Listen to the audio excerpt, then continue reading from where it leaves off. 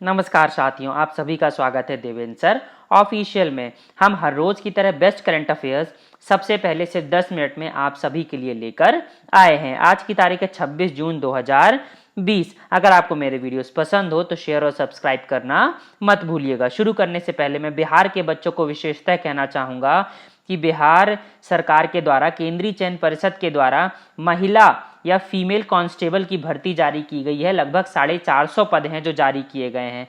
अगर आप एलिजिबल हैं तो आप फॉर्म जरूर भरिएगा। तो चलिए शुरुआत करते हैं आज के पहले करंट अफेयर की। अगर आपको इसकी पीडीएफ चाहिए है तो मेरे टेलीग्राम पेज में जाके आप इस जो नोटिफिकेशन है उसकी पीडीएफ आपको मिल जाएगी। डिस्क्रिप्शन में आपको लिंक मिल जाएगा। चलिए चलते हैं पहले प्रश्न की तरफ। पहला प्रश्न है, केंद्रीय मंत्रिमंडल ने उत्तर प्रदेश के किस हवाई अड्डे को अंतर्राष्ट्रीय हवाई अड्डा घोषित किए जाने की मंजूरी दे दी है? तो उत्तर प्रदेश के कुशीनगर हवाई अड्डे को इंटरनेशनल एयरपोर्ट बनाने के लिए क्या है, केंद्रीय मंत्रिमंडल के द्वारा इस प्रस्ताव को स्वीकार कर लिया गया है। इससे होगा क्या, इससे पर्यटन और क्षेत्र के आर्थिक विकास को बढ़ावा दिया जाएगा। महत्वपूर्ण क्यों है?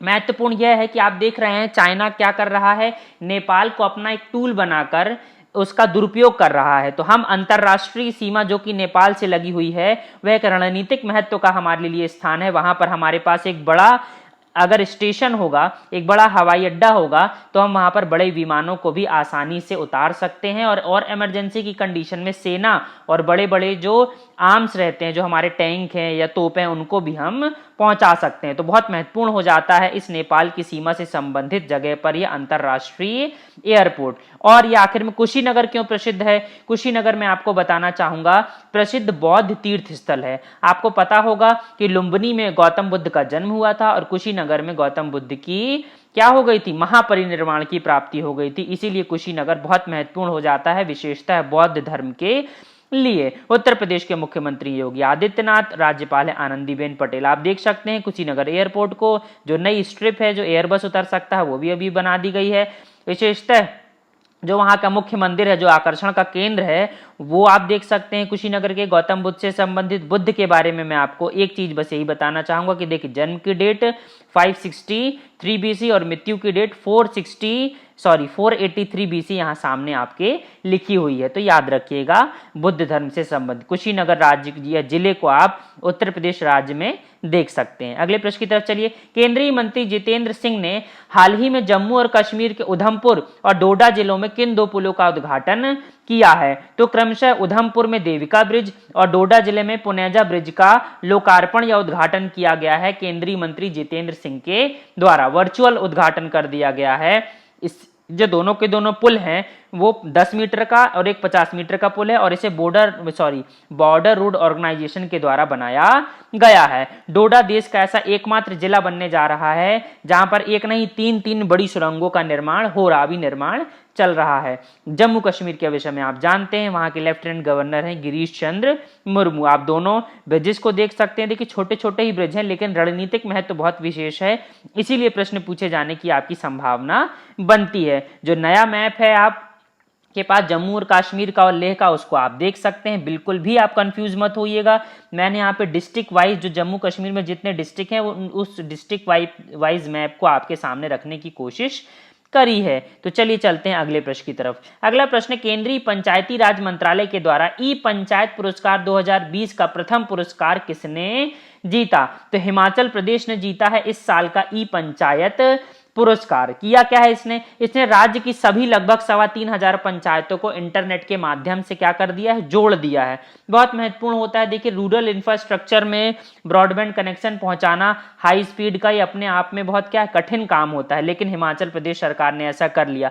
साथ ही साथ आपको पता है हिमाचल प्रदेश की जो अवस्थिति है, जोग्राफिकल कंडीशन भी थोड़ा सा क्या है, क्योंकि वह हिमालय की तलहटी में आता है इसलिए थोड़ा सा कॉम्प्लिकेटेड है। उसके बावजूद हिमाचल प्रदेश ने यह टारगेट अचीव कर लिया। तो बहुत महत्वपूर्ण है। इससे होगा क्या, इससे यह होगा कि पंचायतों में परिवार रजिस्टर, जन्म मृत्यु विवाह के पंजीकरण और भी जो बहुत सारी जो सुविधाएं हैं जो पंचायतों के माध्यम से दी जाती हैं वह ऑनलाइन हो जाएंगी। तो इजी एक्सेस हो जाएगी ग्रामीण जनता की सेवाओं के लिए। यह उन राज्यों को प्रदान किया जाता है जो पुरस्कार है जिन्होंने पंचायतों के कार्यों की निगरानी के लिए सूचना प्रौद्योगिकी इट मींस इंफॉर्मेशन टेक्नोलॉजी का अधिकतम उपयोग सुनिश्चित किया हो। तो हिमाचल प्रदेश का जो मैप है वो आप देख सकते हैं, साथ में मैं आपको दिखाना चाहूंगा धर्मशाला।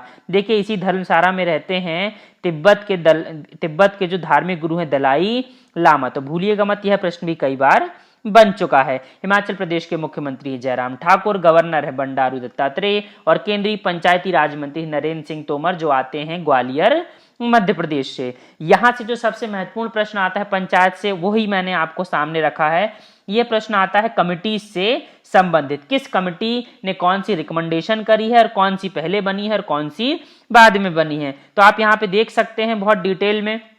भाई सबसे पहले बनी थी बलवंत राय मेहता समिति। इन्होंने 3 टियर पंचायती राज मतलब जिला, ब्लॉक और पंचायत स्तर तीन जो चरण है उसमें पंचायती राज सिस्टम को रखने की बात की गई थी। इसी की सिफारिश पर सबसे पहली बार 1959 में पंचायती राज भारत देश में शुरू किया गया था नागौर राजस्थान से। इसके अलावा अशोक मेहता कमेटी आई थी। उसके बाद क्या है आप देख सकते हैं दंतेवाला कमेटी आई थी। उसके बाद हनुमंत राव समिति आई थी। उसके बाद जीवी के राव समिति आई थी। उसके बाद LM सिंघवी समिति आई थी जिन्होंने कॉन्स्टिट्यूशन में संविधान में जगह देने की बात कही थी पंचायती राज को, और जो दिया भी गया 73वें संविधान संशोधन के द्वारा, जिसे 24 अप्रैल को लागू किया गया पूरे देश में। और इसी खुशी में 24 अप्रैल को हम मनाते हैं राष्ट्रीय पंचायती राज दिवस। तो चलिए चलते हैं अगले प्रश्न की तरफ। अगला प्रश्न है केंद्रीय मंत्रिमंडल के द्वारा पशुपालन बुनियादी ढांचा विकास fund animal husbandry infrastructure development fund की स्थापना के लिए कितने करोड़ रुपए की मंजूरी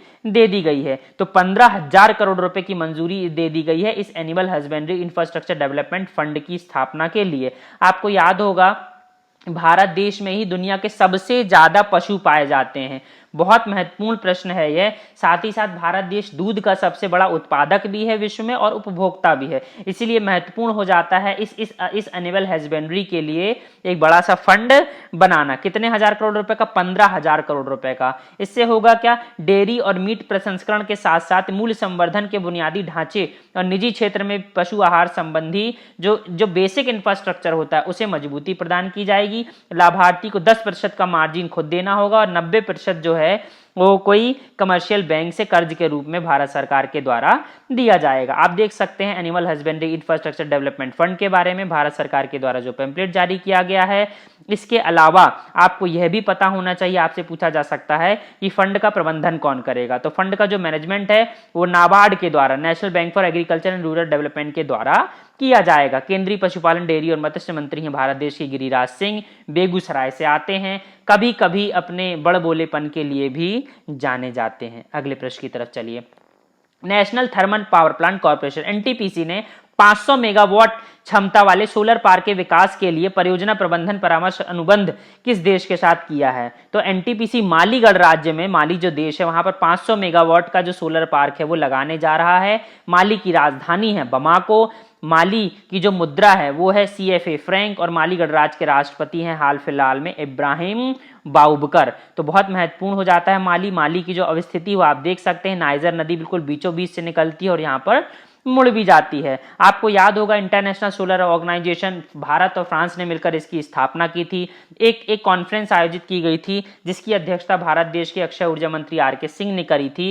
यहीं पर यह डिसीजन लिया गया है। तो बहुत महत्वपूर्ण हो जाता है, आपको यह याद होना चाहिए international solar alliance. International solar alliance है क्या? एक्चुअल में जो भूमध्य रेखा है जहां पर मैक्सिमम सूर्य की रोशनी आती है वहां पर हम मतलब भारत देश ने ही ये इनिशिएटिव लिया था कि उस जगह की विषुवत रेखा के आसपास के देश एकजुट हों और ज्यादा से ज्यादा सौर ऊर्जा का उपयोग करें। तो बहुत महत्वपूर्ण हो जाता है। इसकी स्थापना 30 नवंबर सन 2015 में की गई थी। इसका जो हेडक्वार्टर है वो गुरुग्राम में है, पहले जिसका नाम गुड़गांव था।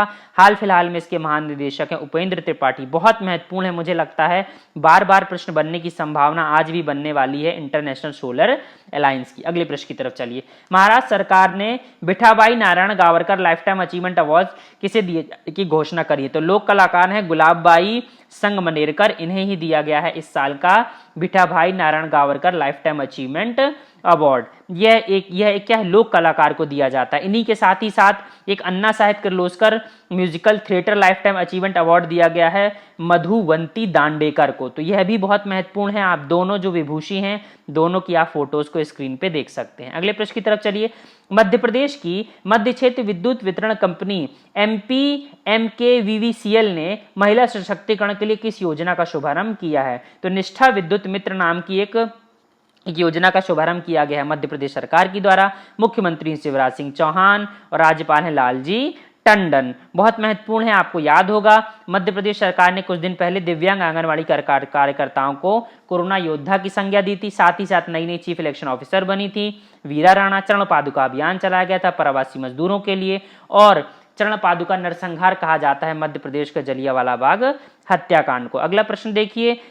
तमोनाश घोष का निधन हो गया, वे किस राजनीतिक दल से आते थे? तो तृणमूल कांग्रेस से आते थे। महत्वपूर्ण प्रश्न यहां पर यह बनता है कि हाल फिलहाल में नेशनल पार्टीज कितनी है? तो भारत देश में हाल फिलहाल में 8 जो हैं नेशनल पार्टीज हैं, याद रखिएगा, जिसमें AICT मतलब ऑल इंडिया तृणमूल कांग्रेस भी प्रमुख है। सबसे महत्वपूर्ण है नेशनल पीपल्स पार्टी NPP, भूलिएगा मत, 6 नहीं है 8 है। वीडियो से अच्छा लगे तो लाइक जरूर करिएगा। धन्यवाद।